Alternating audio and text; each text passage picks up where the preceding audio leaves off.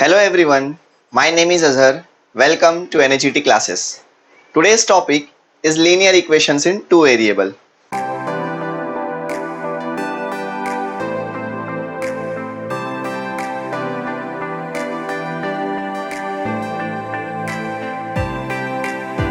So let's see chapter का meaning क्या है. सबसे पहले हम देखते हैं what is the meaning of linear. Linear का मतलब क्या होता है? Linear बना है लाइन से बना है. मतलब अगर हम पॉइंट्स को ग्राफ पर ड्रॉ करेंगे तो हमें एक लाइन मिलेगी, उसे कहते हैं लीनियर. दूसरा मतलब लीनियर का क्या होता है? लीनियर का एक और मतलब है, उसका मतलब होता है कि जिसकी डिग्री 1 हो उसे लीनियर कहते हैं. डिग्री 1 हो उसे लीनियर कहते हैं. डिग्री 1 होना चाहिए. डिग्री मीन्स क्या? हमने लास्ट ईयर 9th में पढ़ा था, हाईएस्ट पावर को हम डिग्री कहते हैं. किसी भी अलजेब्रिक एक्सप्रेशन का जो हाईएस्ट पावर होता है वो उसकी डिग्री होती है. तो लीनियर का मतलब क्या होगा? अगर एक्सप्रेशन में हाईएस्ट पावर 1 हो तो वो लीनियर कहलाएगा. उसके बाद देखते हैं what is the meaning of equations. Equations का मतलब क्या होता है? इक्वेशन का सिंपल मतलब होता है इक्वल्स टू के लेफ्ट साइड में कुछ एक्सप्रेशन होगा, इक्वल्स टू के राइट साइड में कुछ एक्सप्रेशन होगा, और दोनों भी एक्सप्रेशन बैलेंस्ड होंगे. बैलेंस्ड किससे रिप्रेजेंट करते हैं? इक्वल्स टू साइन से. तो इक्वेशन का सिंपल मीनिंग क्या होता है? Equals to. Two means true. Now what is the meaning of variable? Variable में बच्चे बहुत कंफ्यूज होते हैं. वेरिएबल को सिंपल बोल देते हैं इट इज एन अल्फाबेट. क्या वेरिएबल अल्फाबेट है? उसका मीनिंग अब देखते हैं. वेरिएबल जो बना है वो बना है वेरी से. वेरी मीन्स चेंज होना. कोई भी चीज जो चेंज होती है, जो बदल सकती है, उसे कहते हैं वेरिएबल.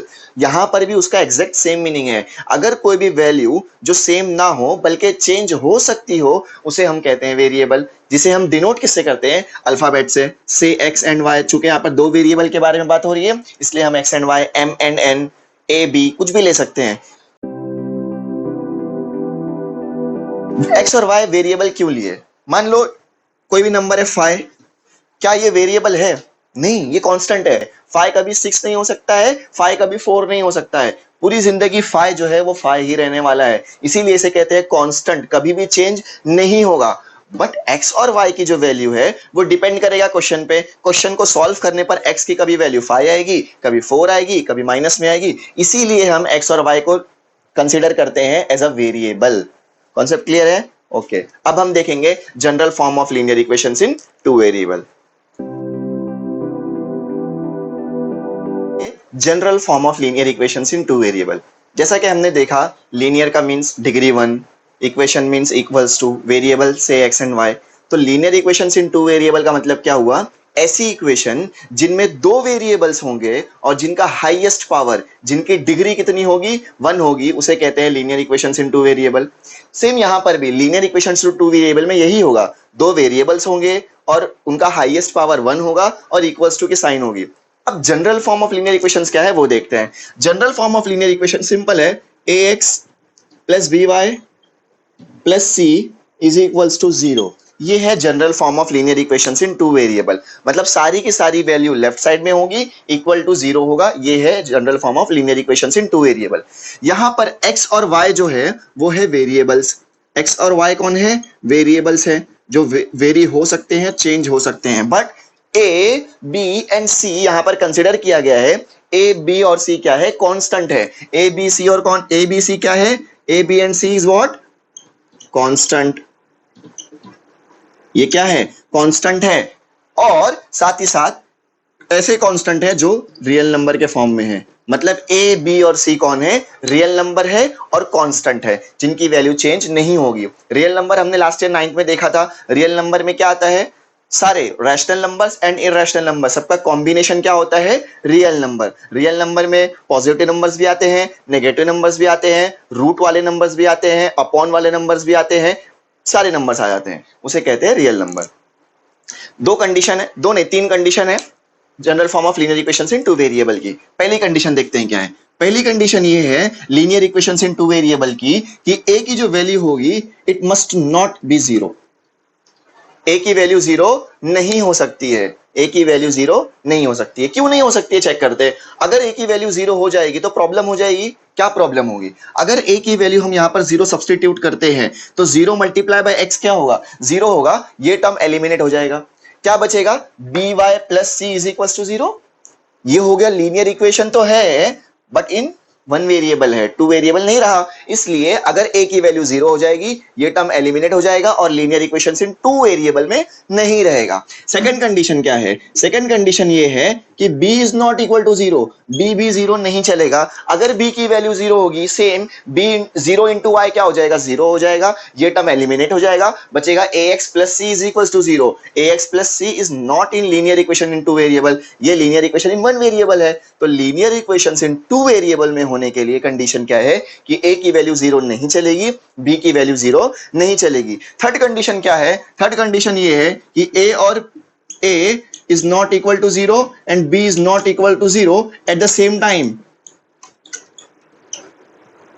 दोनों एक साथ भी जीरो नहीं हो सकते, अलग अलग भी जीरो नहीं होंगे और एक साथ भी जीरो नहीं होंगे। अगर ऐसा होगा a जीरो b जीरो, ये पूरा टर्म एलिमिनेट हो जाएगा। c is equal to zero, c is equal to zero, c को जीरो होना पड़ेगा, मतलब c की value zero is equal to zero तब सेटिस्फाई करेगी। और अगर zero is equal to zero कोई नॉनसेंस इक्वेशन है, कुछ उसका मीनिंग नहीं है। इसलिए a is not equal to zero, b is not equal to zero and a and b both not equal to zero at the same time. ये उसकी condition है।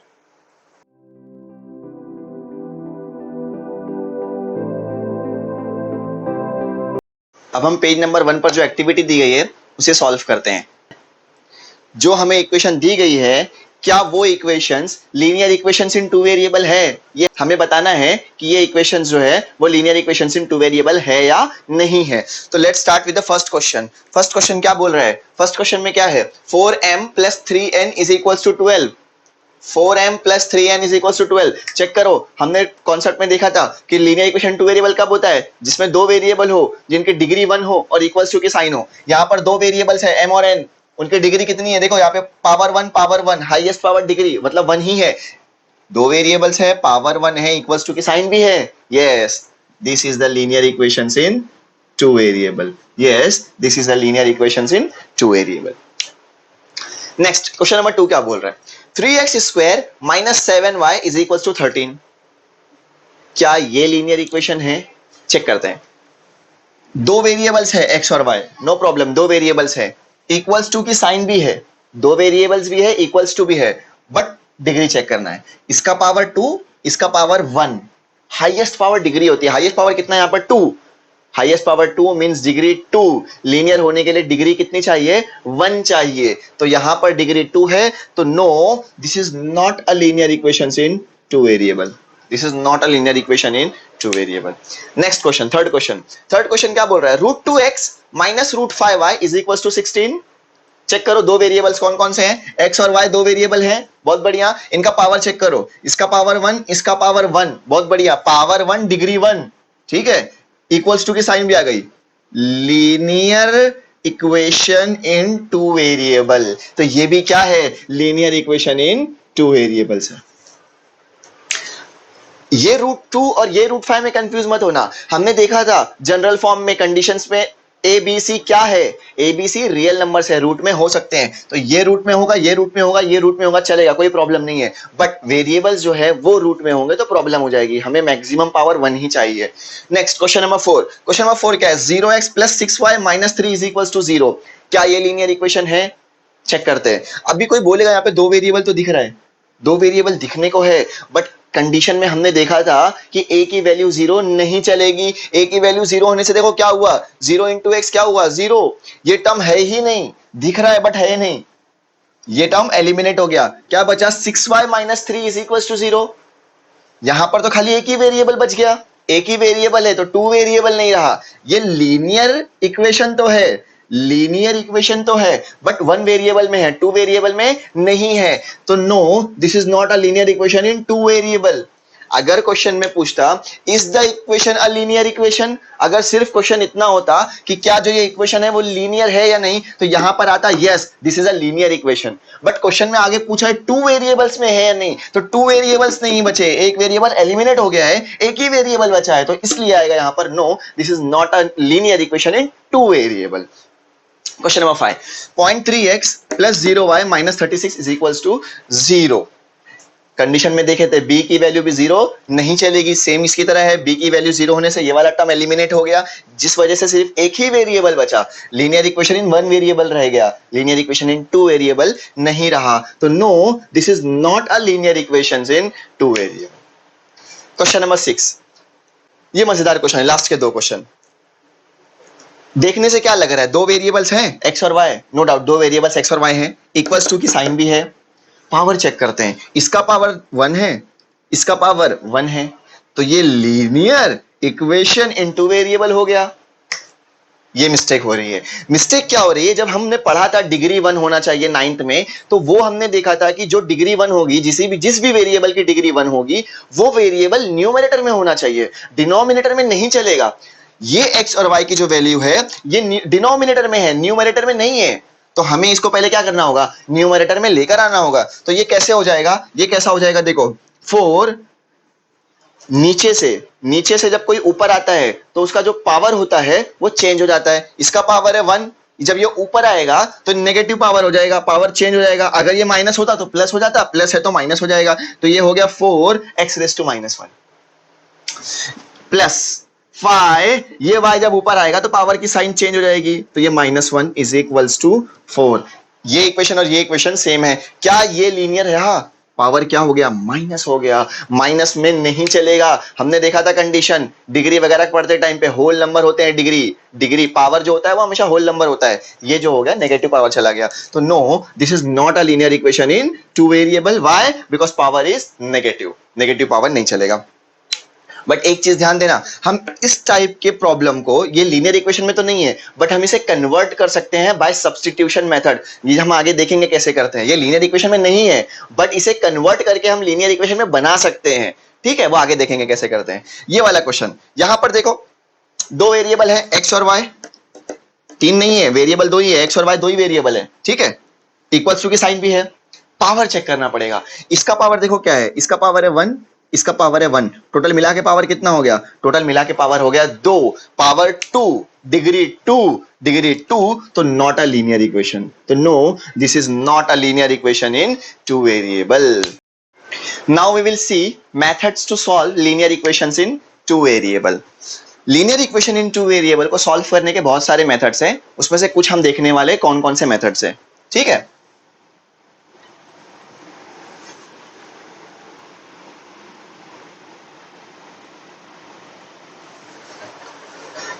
पहला मेथड है elimination method.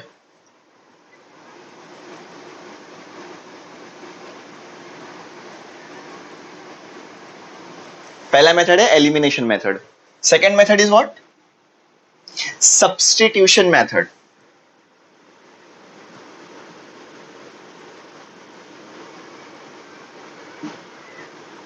Substitution method. Third method is graphical method.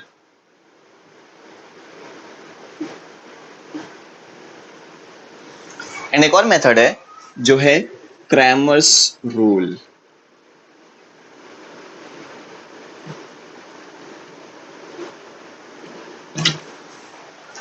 ये चार method है।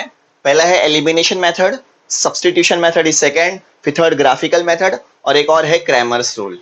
ठीक है, अब एलिमिनेशन मेथड हमने लास्ट ईयर किए थे। एलिमिनेशन मेथड में क्या करते हैं, हम वेरिएबल को कैंसिल करके सॉल्व करते हैं।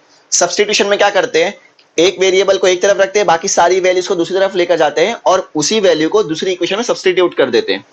ग्राफिकल मेथड क्या करते हैं, ग्राफ में सॉल्व करके प्लॉट करते हैं पॉइंट्स और ड्रॉ करते हैं लाइन, और जहां पर पॉइंट दो लाइन मीट करती है वो पॉइंट बन जाता है हमारा फाइनल वैल्यू।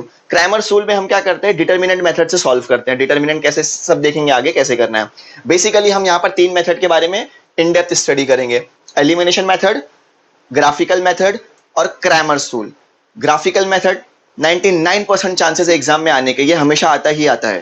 ठीक है, और ये वाला जो मेथड है एलिमिनेशन मेथड, ये हमें एग्जाम में डायरेक्ट तो नहीं आएगा, बट इनडायरेक्टली बहुत बार सॉल्व करने की जरूरत पड़ती है। और क्रैमर्स रूल कभी कभी ये बहुत आसान हो जाता है और एग्जाम में भी इसके आने के चांसेस बहुत ज्यादा है। ठीक है, तो हम देखेंगे, सबसे पहले हम शुरुआत करेंगे एक्सरसाइज 1.1 की, जिसमें हमको सॉल्व करना है बाय एलिमिनेशन मेथड। तो मैं अभी थोड़ा सा पॉइंट्स बता देता हूं एलिमिनेशन मेथड के, हम सॉल्व कैसे करने वाले हैं उसको।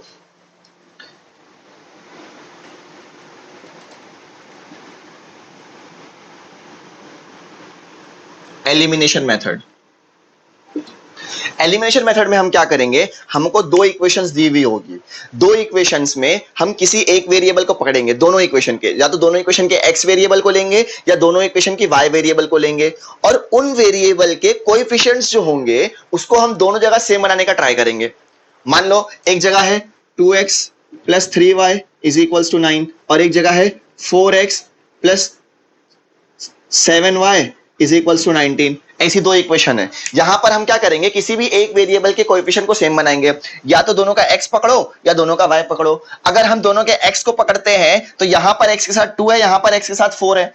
अगर हम ये इक्वेशन को 2 से मल्टीप्लाई कर दे तो यहाँ पे 2 2 4 आ जाएगा। ये x का जो x वेरिएबल है उसके कोएफिशिएंट सेम हो जाएंगे। मतलब हमें इसमें क्या करना है, दोनों इक्वेशन में किसी भी एक वेरिएबल को लेना है और उसका कोएफिशिएंट सेम बनाने का ट्राई करना है मल्टीप्लाई करके। वो कैसे करेंगे हम आगे देखने वाले हैं। तो हमको क्या करना है, वेरिएबल लेना है, उस वेरिएबल के कोएफिशिएंट हम सेम बनाएंगे। सेम बनाने के बाद हम क्या करेंगे, सेम बनाने के बाद मैं आपको एक नोट देता हूं, वो नोट काफी इंपॉर्टेंट है जिसमें आप इजीली फटाफट सॉल्व कर लोगे। तो नोट क्या है, देखो नोट ले लो, नोट ले लो। दो नोट है। पहली नोट क्या है कि जो वेरिएबल आपने लिया था और उसके कोएफिशिएंट को सेम बनाया था, उनकी साइन चेक करना है। मान लो हमने x वेरिएबल को सेम बनाया तो उसकी साइन चेक करो। एक हो सकता है प्लस हो, एक माइनस हो, एक माइनस हो एक प्लस हो, या दोनों भी प्लस हो या दोनों भी माइनस हो, कुछ भी हो सकते हैं। तो हमको चेक करना है दोनों की साइन क्या है। अगर दोनों की साइन सेम होगी, दोनों वेरिएबल के साइन क्या होगी, अगर सेम होगी तो हम उस टाइम पे सब्ट्रैक्ट करेंगे दोनों इक्वेशन को। ठीक है, यानी अगर दोनों जगह प्लस की साइन होगी या दोनों जगह माइनस की साइन होगी तो हम दोनों इक्वेशन को क्या करेंगे, सब्ट्रैक्ट करेंगे। पहली नोट क्या है, if the sign of pairs are same, दोनों पेयर के साइन क्या होंगे, अगर सेम होंगे देन सब्ट्रैक्ट those equations। अगर दोनों पेयर्स के साइन क्या होंगे, सेम होंगे, साइन अगर क्या होंगे, सेम होंगे, साइन अगर सेम होंगे तो हम क्या करेंगे, सब्ट्रैक्ट करेंगे। दूसरा नोट क्या है, दूसरा नोट इसका उल्टा है। क्या है, अगर दोनों की साइन डिफरेंट होगी, एक प्लस एक माइनस या एक माइनस एक प्लस, अगर if the sign of pairs are different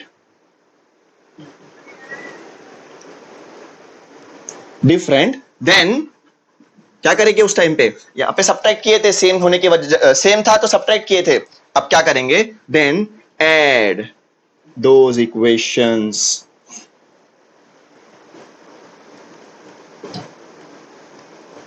note clear है। अगर दोनों की साइन सेम होगी तो हम सब्ट्रैक्ट करेंगे, और दोनों की साइन अगर डिफरेंट होगी तो हम उस टाइम पे क्या करेंगे, ऐड करेंगे। इसको याद रखने की ट्रिक क्या है, अगर दोनों की साइन सेम होगी, सेम अच्छा लगता है ना, सेम अच्छा लगता है बोलने में, और ऐड करने भी अच्छा लगता है। यहां पर हम उल्टा काम करेंगे, अगर सेम होगी तो उल्टा करेंगे, सब्ट्रैक्ट करेंगे। सेम होगा तो सब्ट्रैक्ट करेंगे और अगर डिफरेंट होगा तो ऐड करेंगे। क्लियर है नोट, ओके।